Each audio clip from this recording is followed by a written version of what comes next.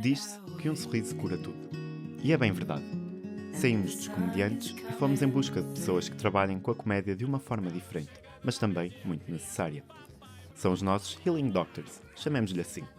Não são doutores de coisa nenhuma, exceto quando surge a necessidade de fazer alguém sentir-se bem e soltar uma gargalhada que de outra forma gostaria muito de sair. Comecemos pelas crianças. Quando pensamos numa criança, surge-nos a ideia de inocência, de felicidade fácil. No entanto, as crianças que precisam de um Healing Doctor são tudo menos inocentes. Sua infância foi-lhes roubada por uma doença e os sorrisos tornaram-se cada vez mais difíceis de cultivar.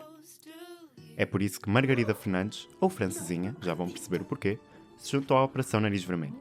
Tem em mãos uma tarefa que não é para os fracos de coração: animar crianças doentes, muitas vítimas de doenças oncológicas.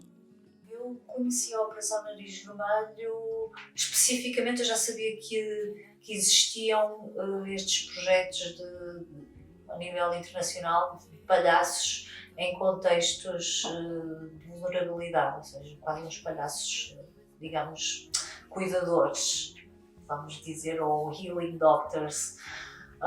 E depois soube da Operação Nariz Vermelho através de uma entrevista da Beatriz Quintela, que foi a pessoa que fundou a Operação Nariz Vermelho e o conceito de doutor palhaço em Portugal. Ouvi uma entrevista na RTP2, no telejornal, e soube que havia que tinha começado esse movimento cá em Portugal. E foi assim que comecei, mas este contexto de palhaço fora da arena artística foi sempre uma coisa que me interessou e que sabia que existia. Francesinha é o nome da personagem que Margarida interpreta assim que entra no hospital. Com toda a vestimenta e pintura facial, assemelha-se a um palhaço de circo, como aqueles que todos conhecemos.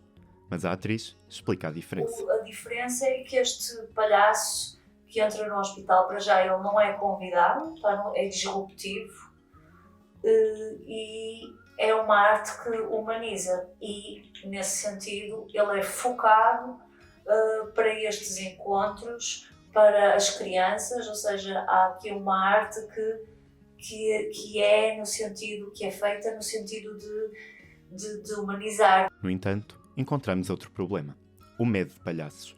Margarida revela que este medo, por vezes, constitui um desafio. Desafio este que lhe dá um gozo imenso quando é ultrapassado. Diz-se que o palhaço é um dado adquirido de o palhaço a gente gosta.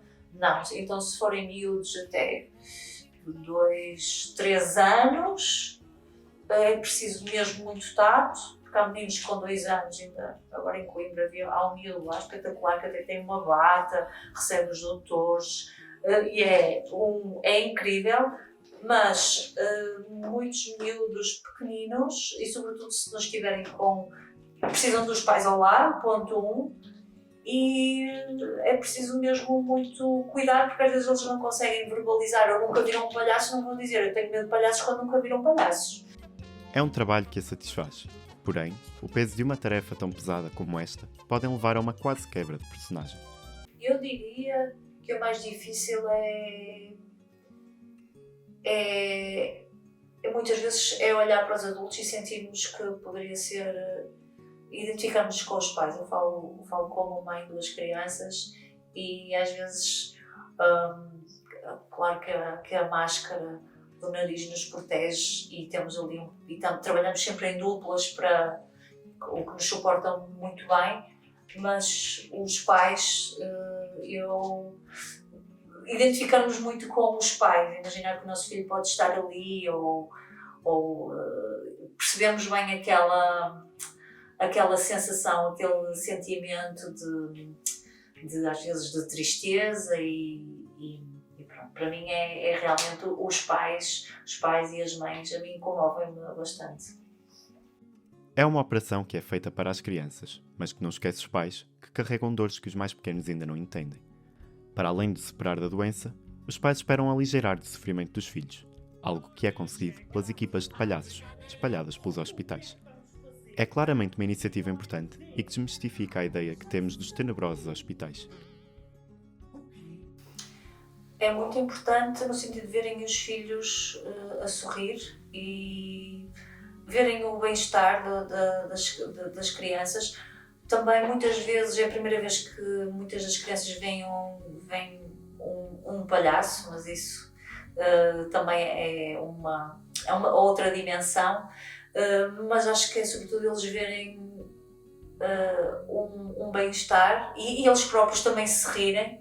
E às vezes acontece os pais rirem-se primeiro das crianças e as crianças, como veem que os pais estão bem, começam também a sentir-se melhor e há todo aqui um fluxo de bem-estar e boa disposição, porque nos hospitais os internamentos e todo aquele ambiente pode ser muito entediante. No hospital, sobretudo, espera-se. É um ambiente de espera, de ansiedade, e nós vamos ocupando esse tempo e vamos mostrando que existe um mundo lá fora, que a vida vai de encontro àqueles miúdos, às pessoas que lá estão.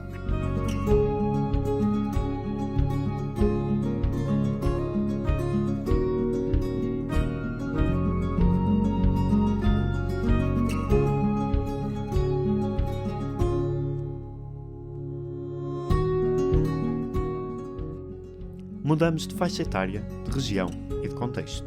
É a altura de visitar a Maia e entrar numa aula de yoga do riso.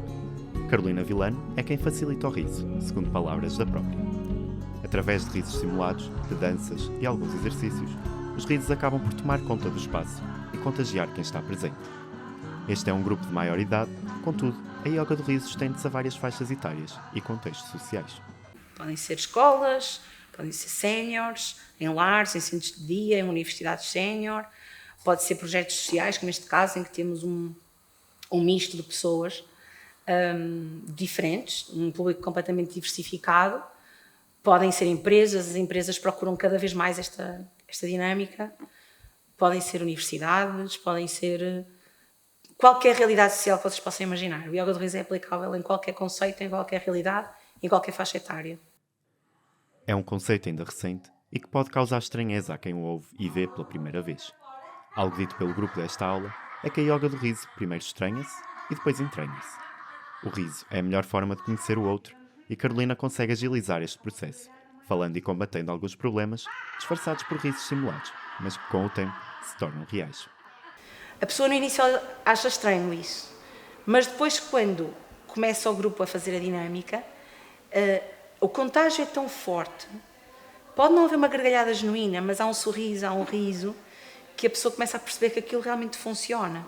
E quanto mais a pessoa se entrega, mais ela vai conseguir relaxar e conseguir efetivamente rir de verdade e genuinamente.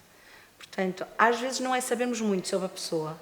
Eu costumo dizer, no riso eu não preciso saber as histórias, porque quando nós rimos juntos já nos estamos a conhecer de uma forma muito, muito genuína, não é? Então as gargalhadas das pessoas, de certa forma, revelam aquilo que elas são verdadeiramente, não é?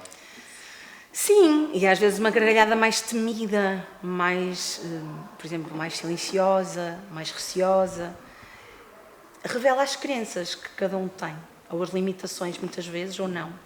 Não é? Temos pessoas mais expansivas, outras que não. Tem pessoas que já me chegaram, principalmente mulheres, que disseram que não riam alto porque lhes tinham dito ao longo da vida inteira que parecia mal. Portanto, acaba por ser um trabalho, não é só rir, não é? É muito mais do que isso. É um trabalho interior interessante, começamos a perceber o que é que nos trava, de alguma maneira, na vida e na forma como nós estamos e encaramos o dia-a-dia e as situações da vida. Carolina aproxima-se das mais diferentes pessoas através das suas aulas de yoga do riso e psicologia positiva. Revela que um dos seus maiores guilty pleasures é trabalhar nas prisões, apesar de parecer um local estranho para se trabalhar o riso. Eu já tive quem me dissesse que noutra vida, se calhar, eu vivi numa prisão. Se calhar, que eu não me sinto muito mal lá dentro, mas também nunca estive nos piores sítios das prisões. E eu acho que é aquela sensação de querer mudar o mundo, que já me passou um bocadinho, mas eu acho que é isso, não é? Aquela esperança que nós temos de que ao fazermos alguma coisa, por mínima que seja, que vai mudar ou vai impactar de alguma forma. E eu às vezes acho que seja numa prisão, seja noutro sítio qualquer, seja em projetos sociais com pessoas com determinadas dificuldades, e eu acho que importante não é a gente ter muitas pessoas na nossa aula ou muitas pessoas a ouvir-nos, mais importante é pelo menos que uma delas seja impactada de alguma forma. E eu acho que isso, nas prisões, pelo menos eu sinto que poderá ter impactado. Tive pelo menos 2 reclusos que saíram em liberdade e acabaram por me encontrar nas redes sociais e me mandaram mensagem a agradecer aqueles momentos em que eu lá ia. Para além das pessoas que ajuda, a Yoga do Riso tem também uma função terapêutica para Carolina. Mesmo em dias que esteja mais em baixo, são estas aulas e o positivismo que emana delas que nunca lhe retiraram a vontade de fazer rir. Por isso eu costumo dizer que o Yoga do Riso trouxe-me a concretização de muitos sonhos que eu às vezes acho que já nem me lembrava muito bem deles, só que me levou a essa concretização. Com o Yoga do Riso eu tenho conseguido chegar a várias realidades, muitas mesmo, e tenho conseguido fazer coisas que eu acho que nunca imaginei que poderia fazer ou que seria capaz de fazer. Portanto, foi mesmo a alavanca para o meu despertar pessoal, por isso acredito que é o despertar também por muitas outras pessoas, e que me aproximou muito dessa área da psicologia humana, do desenvolvimento humano. Costumo dizer que o Yoga do Riso salva-me todos os dias, porque às vezes a vida tem mesmo desafios grandes e houve uma fase da minha vida em que eu deixei de rir um pouco e tornei-me uma pessoa mais séria e mais exigente comigo, e o Yoga do Riso trouxe-me esta capacidade de entender que afinal a vida não é assim tão séria, que o riso precisa ser mais sério que a vida propriamente, e que preciso tirar alegria e proveito das coisas mais pequeninas, que no fundo foi isso que me deu coragem para mudar e me dá coragem para recomeçar várias vezes. Era impensável ir ao médico e não pedir a receita especial. Fechamos a parte dos nossos Healing Doctors com conselhos aparentemente fáceis para uma vida mais feliz. Cantar, dançar, rir e brincar, que são os 4 pilares da alegria. E são os 4 pilares que nós trabalhamos no Yoga do Riso. Portanto, pelo menos num dia, tentar fazer uma destas coisas. Cantar, dançar, rir ou brincar. Uma delas é essencial para que a gente consiga fazer com que a alegria realmente esteja mais presente em nós e consigamos ser pessoas mais felizes, realizadas e estarmos bem connosco. São os 4 passos a seguir para uma vida realmente feliz. No entanto, surge uma questão. O que é ser feliz? É a felicidade igual para todos nós? É uma coisa fácil de medir? E é assim tão mau estar triste de vez em quando? Será melhor rir do que chorar? So why don't you pretend